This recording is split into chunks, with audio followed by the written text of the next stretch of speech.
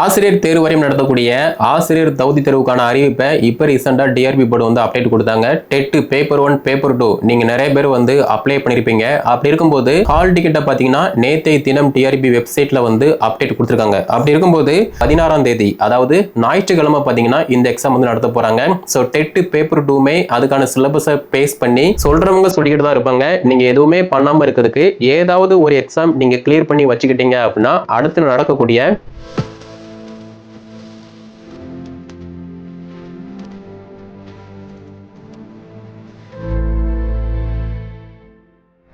ஆசிரியர் தேர்வு வாரியம் நடத்தக்கூடிய ஆசிரியர் தகுதி தேர்வுக்கான அறிவிப்பை இப்போ ரீசெண்டாக டிஆர்பி போர்டு வந்து அப்டேட் கொடுத்தாங்க. டெட் பேப்பர் 1 பேப்பர் 2 நீங்கள் நிறைய பேர் வந்து அப்ளை பண்ணியிருப்பீங்க. அப்படி இருக்கும்போது அதுக்கான ஹால் டிக்கெட்டை பார்த்தீங்கன்னா நேற்றைய தினம் டிஆர்பி வெப்சைட்டில் வந்து அப்டேட் கொடுத்துருக்காங்க. அப்படி இருக்கும்போது டெட் பேப்பர் 1க்கான எக்ஸாம் டேட்டை பொறுத்த மட்டும் 15/11/2021 அதாவது சனிக்கிழமை பார்த்தீங்கன்னா 15ஆம் தேதி இந்த டெட் பேப்பர் 1 எக்ஸாம் வந்து நடத்த போகிறாங்க. அதுக்கு தகுந்த சிலபஸ் உங்கள் கையில் எல்லாருமே இருக்கும். நீங்கள் ப்ரிப்ரேஷன் பண்ணுறீங்க அப்படின்னா பேப்பர் 1ல் நீங்கள் ஈஸியாக வந்து பாஸ் பண்ண முடியும். அதே மாதிரி நீங்கள் டெட் பேப்பர் 2 அப்ளை பண்ணியிருக்கீங்க அப்படின்னா உங்களுக்கு 16ஆம் தேதி அதாவது ஞாயிற்றுக்கிழமை பார்த்தீங்கன்னா இந்த எக்ஸாம் வந்து நடத்த போகிறாங்க.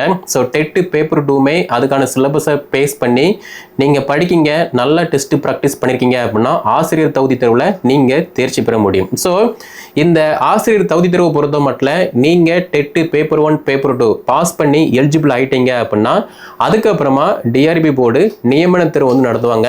நியமன தேர்வு பொறுத்த மட்டும் நீங்கள் டெட் பேப்பர் 1 அப்படின்னா செகண்டரி கிரேடு டீச்சர் எக்ஸாம் இடைநிலை ஆசிரியர் அந்த தேர்வுக்கு வந்து நீங்கள் அட்டெம்ப்ட் கொடுக்குற மாதிரி இருக்கும். டெட் பேப்பர் 2 நீங்கள் எலிஜிபிள் ஆகிட்டீங்க அப்படின்னா பட்டாதாரி ஆசிரியர் யூஜிடிஆர்பி பிடி அசிஸ்டன்ட் இந்த நியமனத்திற்கு வந்து நீங்கள் அட்டெம்ப்ட் கொடுக்குற மாதிரி இருக்கும். அப்படி பார்க்கும்போது இப்போ ரீசெண்டாக உச்சநீதிமன்ற தீர்ப்பு என்ன அப்படின்னா அரசு பள்ளியில் அரசு உதவி பெறக்கூடிய பள்ளியில் அரசு ஆசிரியராக பணியில் அமரணும் அப்படின்னா ஆசிரியர் தகுதி தேர்வில் தேர்ச்சி பெற்றிருக்கணும், அவங்க தான் வந்து எலிஜிபிள் அப்படிங்கிற மாதிரி தீர்ப்பு கொடுத்தாங்க. அப்படி பார்க்கும்போது உங்களுடைய கல்வி தகுதி 12th + டிடெட் யூஜி + பிஎட் இருக்கு அப்படின்னா டெட் எக்ஸாம் அதே மாதிரி நியமன தேர்வுக்கு நீங்கள் வந்து ப்ரிப்ரேஷன் பண்ணுங்க.